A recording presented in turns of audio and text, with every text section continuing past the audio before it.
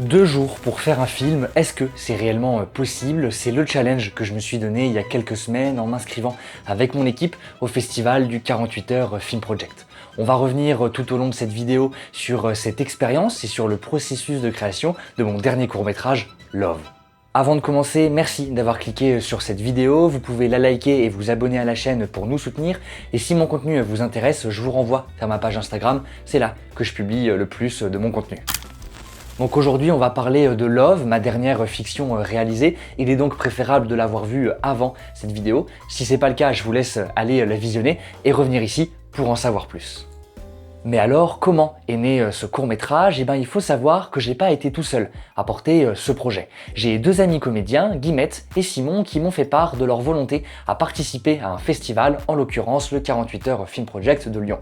Il se trouve que j'avais eu déjà cette idée en tête et leur motivation à participer avec moi, ça m'a motivé à les rejoindre et donc à 3, on a construit une équipe, construit un projet pour essayer de participer à ce festival. Mais alors, ce festival, qu'est-ce que c'est? Le 48 heures Film Project, c'est un festival qui a pour objectif de réaliser un film en 2 jours seulement. Et ça comprend l'écriture, le tournage et le montage.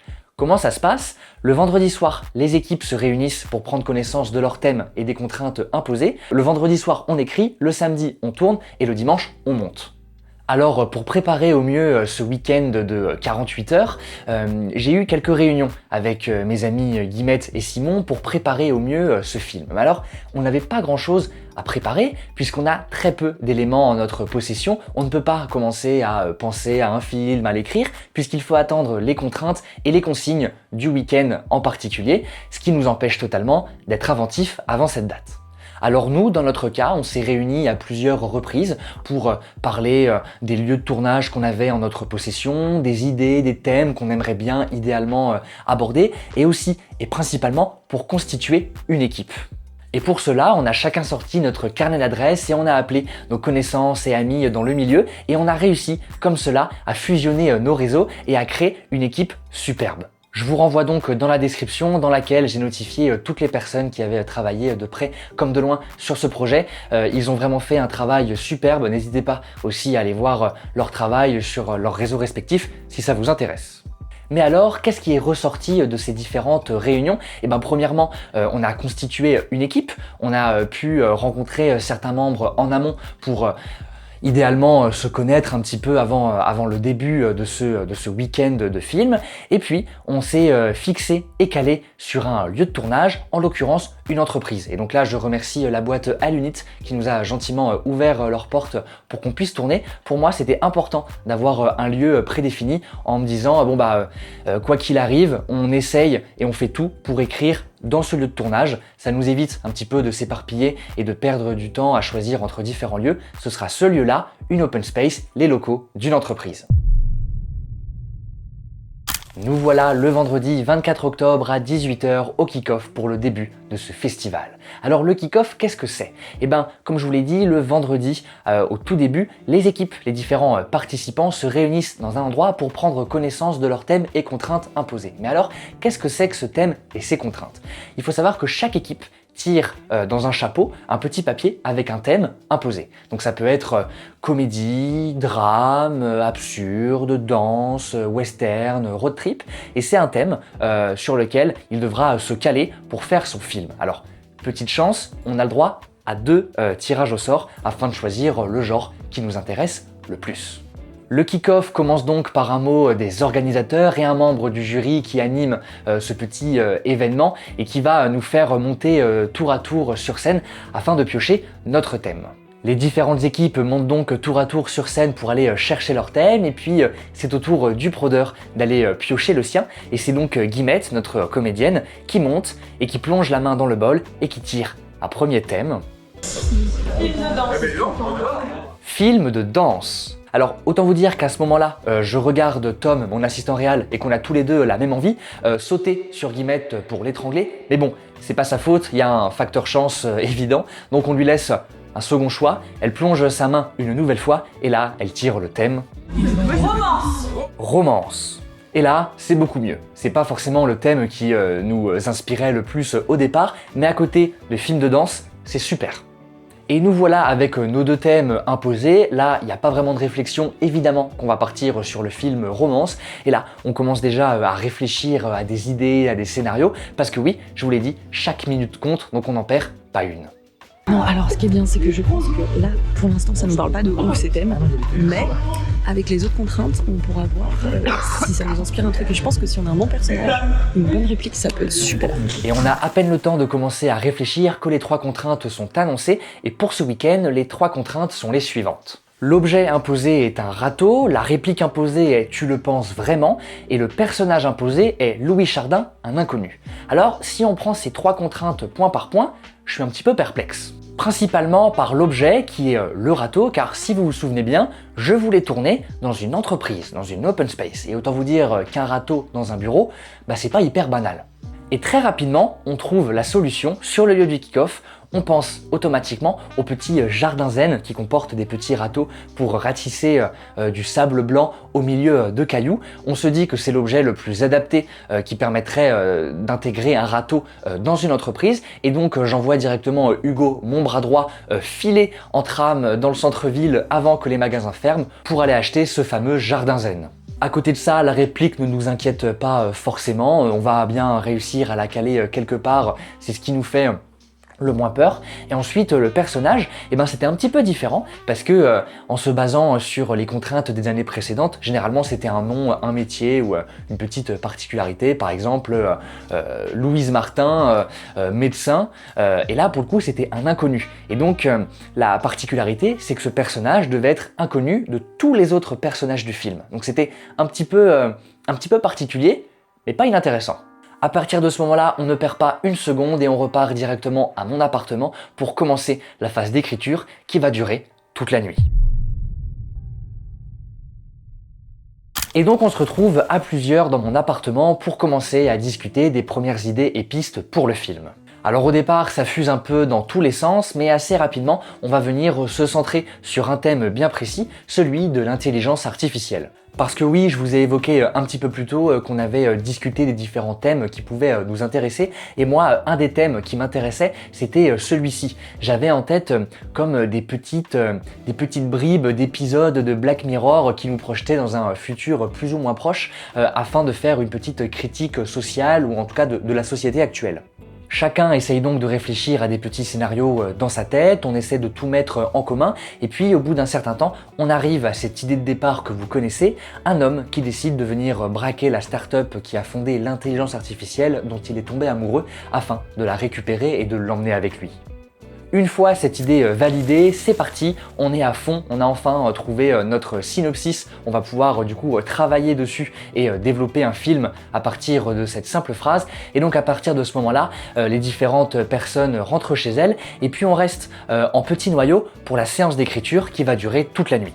Et cette séance d'écriture, elle va être assez éprouvante parce qu'on va dormir, pas du tout en fait, on va vraiment dormir 0 minute, ce qui sera un petit handicap pour le lendemain sur la grosse journée de tournage qui nous attend.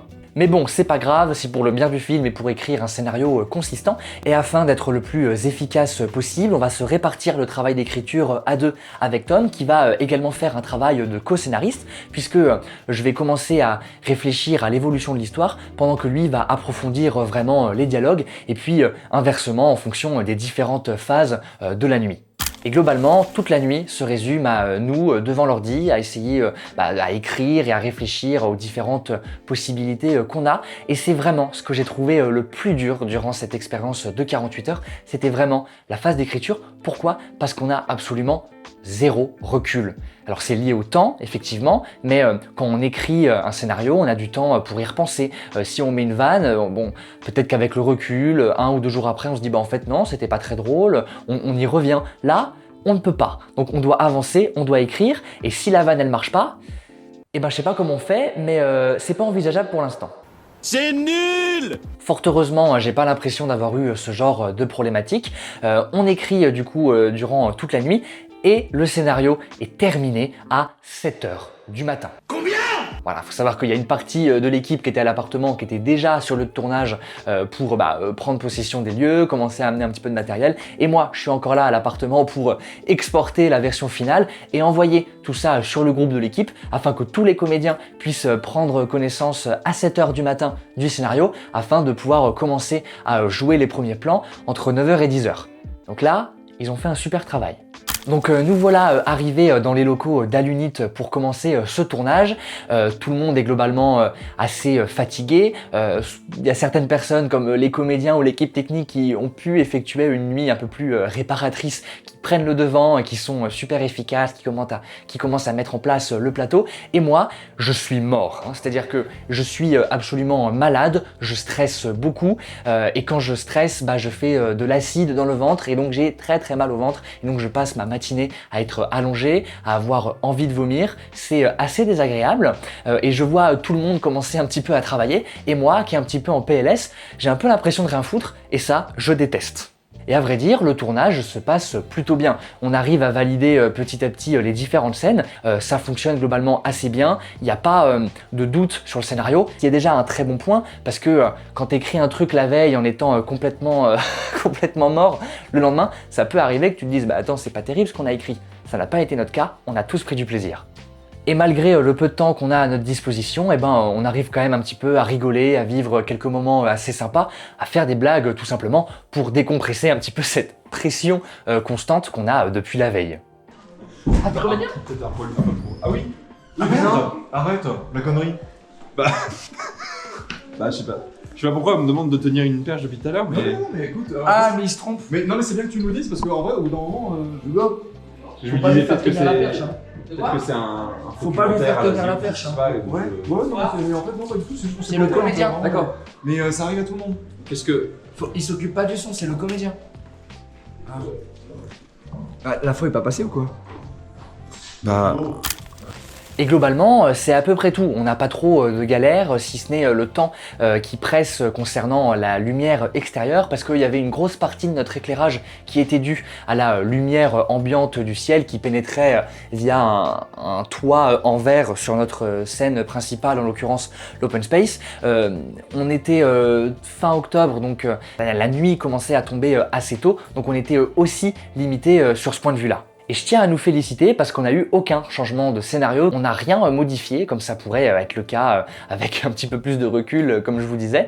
La seule chose qu'on a modifiée, c'est la scène du départ. On a dû modifier le plan parce qu'initialement, elle était pensée pour être filmée sur la façade de l'entreprise, que la camionnette arrivait à toute allure, freinait très brusquement et que notre braqueur en descendait et courait à l'intérieur de la boîte. Et ça n'a pas été possible puisque la place de parking privée, normalement, qui est réservée au personnel de l'entreprise, qui était juste devant la porte, n'a pas été respectée. Et il y a un gros SUV qui s'est garé devant, nous empêchant de faire le plan. Donc qu'est-ce qu'on a fait? On a pensé un petit peu différemment. Il y avait de l'autre côté de la rue une place de parking qui était disponible. Donc on s'est dit on va commencer le plan, la camionnette étant déjà garée. On s'est mis là. Le SUV a décidé de partir à ce moment-là. Mais bon, on avait installé la camionnette, on avait pensé le plan comme ça, on n'a pas rechangé, on a filmé comme ça, et finalement c'était pas plus mal, parce que je sais pas comment on aurait rendu le plan initialement prévu, mais celui-ci fonctionne à mon goût merveilleusement bien. Et il fait quoi? Il se passe quoi Au début c'est super calme, et comme ça il tient le volant. 800 balles. C'est très bien. Ça te va? Alors je trouve ça vraiment top, parce que du coup ça commence sur un truc un peu mystérieux, on sait pas ce qu'il fout dans sa voiture. Ok, ouais. T'en ressens? Est-ce que tu veux que je cadre et tu regardes depuis l'extérieur ou est-ce que tu veux cadrer? Mais mec, tu veux même pas cadrer de l'extérieur toi?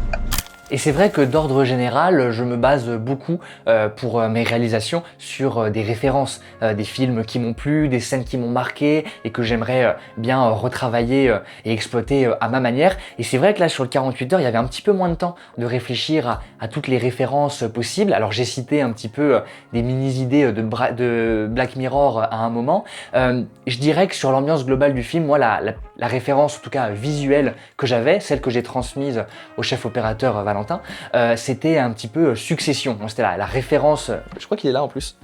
Voilà, Succession, magnifique série. Que j'avais en référence pour ce côté un petit peu bleuté et froid qu'on retrouve dans l'entreprise. Je me suis également amusé à faire la giclée de sang sur le jardin zen. Fallait pas se louper, parce qu'on avait droit à un seul jet, parce que le blanc du beau sable fin, une fois taché de rouge, il n'y avait pas de retour en arrière possible. Et là où on s'est vraiment amusé avec l'équipe image, c'est sur cette séquence de fin qui se passe dans la salle des serveurs, en l'occurrence les serveurs de notre intelligence artificielle, où je voulais vraiment une ambiance un petit peu cyberpunk. Et donc là, je tiens à souligner le travail de Valentin et de Saskia qui ont recréé cette atmosphère en plaçant une lumière principale violette qui englobe la scène et puis des petites lumières violettes à l'intérieur du serveur. Et c'est une fin de tournage. C'est donc une fin de tournage. Après être arrivé sur les lieux à 7 h du matin, on arrive à repartir de l'entreprise aux alentours des 20 h. Il me semble que c'est un tout petit peu avant 20 h. Et je regagne l'appartement avec quelques membres de l'équipe et le matériel pour retrouver le monteur qui m'attend de pied ferme. Car oui, ce n'est pas une nuit de sommeil qui nous attend, mais bien une nuit et journée consacrée au montage afin de rendre le film dans les temps. Et je dois avouer que je prends beaucoup de plaisir sur ce montage. Je vois le film prendre forme petit à petit. Je suis assez convaincu de ce qu'on a fait. Je suis conquis de tout le travail qui a été fourni par tous les membres de l'équipe. Et ce qui est très plaisant, c'est d'avoir un produit fini aussi rapidement, car moi qui ai l'habitude de développer des courts-métrages sur plusieurs mois, écrire l'idée d'un film le vendredi et avoir le résultat le dimanche, il y a un petit côté, on est content, hein. Il y a le petit côté impatient qui reprend le dessus, on est content d'avoir un résultat aussi rapidement. Enfin bref, on arrive à terminer le montage en fin de matinée et on peut donc envoyer le film au mixage à Matt, notre chef opérateur mixeur, afin qu'il puisse sublimer tout ça. Pendant ce temps, avec Paul, on travaille sur l'étalonnage et Hugo travaille lui sur les derniers documents à remplir parce que oui, sur un festival comme celui-ci, il y a pas mal de documents à remplir et à fournir pour être parfaitement en règle. On termine donc l'étalonnage et on reçoit la version finale du mixage qu'on met directement sur le film. On exporte tout ça et hop, on met ça sur le site du 48 heures Film Project quelques minutes avant la fin. Nous allons vivre un gros moment du 48 heures qui ne va absolument pas se caractériser par quelque chose d'épique, puisqu'il s'agit de cliquer sur un bouton. Et là, c'est un soulagement. On sort enfin de cette période, de ces 48 heures très plaisantes mais intenses, et on va enfin pouvoir se reposer. Chacun rentre donc chez lui se reposer, je fais de même, je me repose un grand coup, et le lendemain, je me remets à travailler non pas sur le film, mais sur l'affiche à envoyer au festival et qu'on va publier sur nos réseaux sociaux. Il ne nous reste plus qu'à attendre les résultats qui vont arriver très rapidement car la soirée de diffusion et de remise de prix a lieu le dimanche juste après, soit 7 jours après la fin du 48 heures. Je suis donc très impatient de pouvoir découvrir notre film sur grand écran, découvrir ce que les autres équipes ont pu créer de leur côté et savoir si on a reçu un prix ou non. Me voilà donc le dimanche 2 novembre avec une partie de mon équipe au cinéma pour découvrir le travail des autres équipes, car oui, c'était pas moins de 30 équipes qui étaient en compétition à nos côtés. On a donc le droit à 2 séances de diffusion de tous ces courts-métrages, 2 séances de 1 h 30 chacun, donc ça fait 3 heures, ça fait quand même une belle séance de visionnage et c'est assez intéressant parce qu'on apprend à voir ce que les autres équipes ont fait, ce qu'ils ont pensé, ce qu'ils ont fait des mêmes contraintes que nous et c'est assez marrant de voir les similitudes ou au contraire les différences. Après cette séance de visionnage, un des membres du jury monte sur scène pour annoncer les 6 finalistes parmi les 30 équipes qui vont repartir et se partager les différents prix. Il énumère donc les différentes équipes sélectionnées jusqu'à appeler et prononcer les mots « le prodeur » et là, je suis tellement heureux que je laisse échapper un cri de joie malgré moi.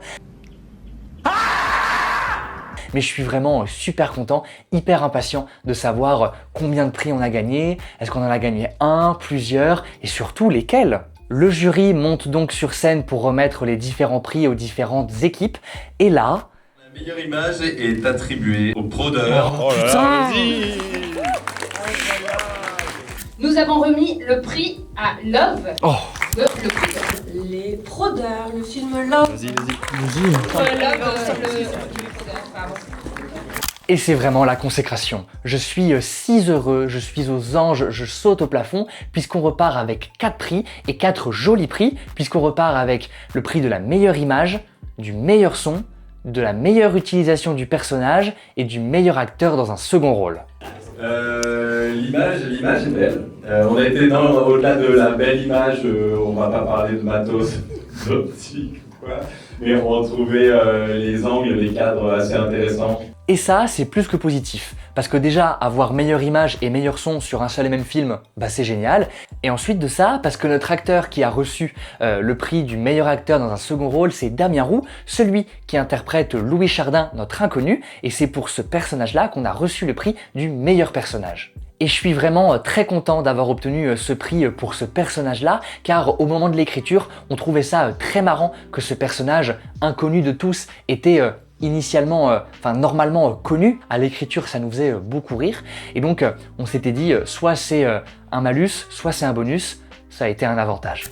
Et donc, on repart avec différents prix. Il m'en reste quelques-uns là. Et donc, on est vraiment super content d'avoir ces prix, d'avoir ces étiquettes-là, puisque du coup, ça nous fait un petit peu connaître. Les gens se disent, mais qui est cette équipe pour une première participation? Les gens ne nous connaissent pas. Donc, c'est super intéressant. À côté de ça, on gagne aussi du matériel. Enfin, trop de choses positives.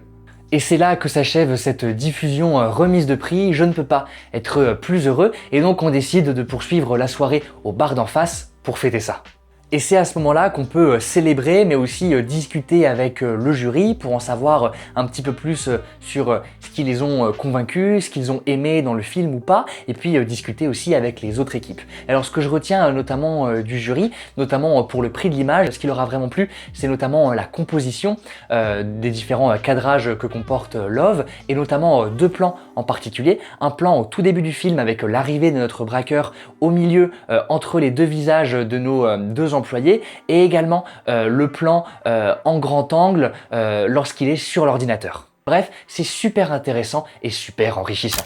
Et c'est ainsi que s'achève cette aventure du 48 heures Film Project. Pour moi, ça a été vraiment très intéressant parce que j'ai fait de super rencontres, que j'ai eu la chance de recevoir mes premiers prix. Je sais pas, il y a une ambiance qui est très positive. Tout le monde n'est pas forcément en compétition. On est chacun contents les uns les autres de ce que les gens ont pu faire, ont pu créer, ont pu recevoir, ont pu partager. C'est vraiment très plaisant. Comme je vous l'ai dit, c'est un gros challenge. Ça modifie vraiment notre manière de travailler et c'est ça, je pense, qui est le plus enrichissant et le plus intéressant. Et je tiens notamment vraiment une nouvelle fois à remercier toute l'équipe. J'ai pas cité tout le monde dans cette vidéo, mais comme je vous l'ai dit, je vous ai mis tous les noms en description. Les comédiens, vous l'avez vu par vous-même, mais ils sont vraiment superbes. J'étais très content d'avoir une équipe de comédiens aussi doués. Pareil, que ce soit à la technique, à la post-production, enfin au maquillage. On avait vraiment une équipe de choc. On se complétait sur beaucoup d'aspects et c'était vraiment plus que plaisant. Donc je remercie toute l'équipe. Je remercie une nouvelle fois Alunit pour le prêt des locaux et je vous remercie vous qui êtes spectateurs de ce que je produis, de ce qu'on réalise tous ensemble. Alors je suis très content et je vous remercie de suivre mes aventures. Je vous invite donc à aller visionner les autres fictions ou vidéos présentes sur la chaîne et comme je vous l'ai dit en début de vidéo, je vous invite à rejoindre ma page Instagram là où je poste la majorité de mon contenu. N'hésite pas à me dire en commentaire si cette vidéo t'a plu, je me ferai un plaisir de vous lire et de vous répondre et je vous donne rendez-vous très prochainement pour de nouveaux projets, pour de nouvelles diffusions et de nouvelles publications. Je travaille actuellement sur pas mal de projets, je pense que ça devrait vous intéresser. Je vous dis à très vite pour de nouvelles aventures.